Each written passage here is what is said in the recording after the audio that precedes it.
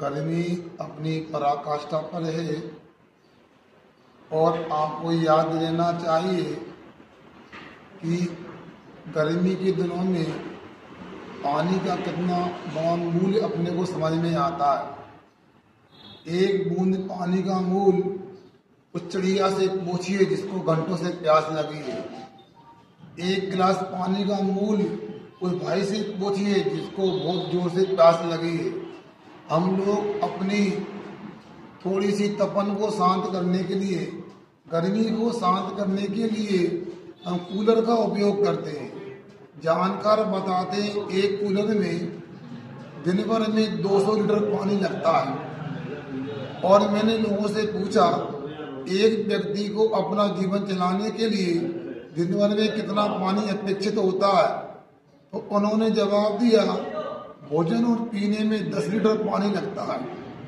यदि हमने दिन भर में 200 लीटर पानी कूलर में खर्च कर दिया, मतलब 20 लोगों का पानी हमने कूलर के माध्यम से कम कर दिया, मतलब 20 लोगों को प्यासा रख दिया।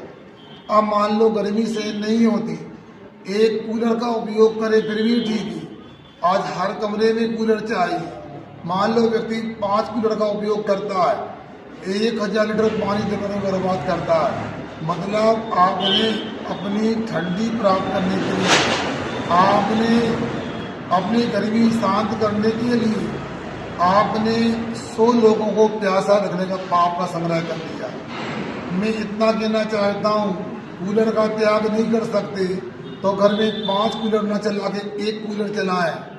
और दूसरा मैं कहता हूँ कि प्रकृति में जीना सीखें। पुराने लोग छत पे सोते थे और ऑक्सीजन मिलती थी, इम्यूनिटी सिस्टम अच्छा होता था और पानी बर्बाद नहीं होता था।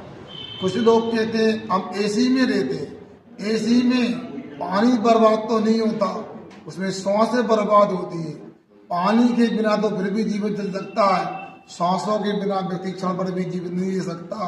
इसलिए आप लोग इन संसाधनों का उपयोग करते हैं, इससे कितने जीवों को नुकसान होता है। कोरोना काल में आपको पता है सांसों का कितना मूल्य था, कितनी दुर्लभता से ऑक्सीजन के सिलेंडर मिला करते थे। आपको जागना चाहिए, इन कूलर और एसी से बचना चाहिए। और आपने अनुभव किया होगा, पंखे की हवा में सोते हैं हाथ पैर दर्द करते हैं, कूलर में सोएंगे हड्डी कमजोर हो जाएगी, एसी में रहेंगे रोग प्रतिरोधक क्षमता समाप्त हो जाएगी और आप लोग बीमारी से लड़ नहीं पाएंगे।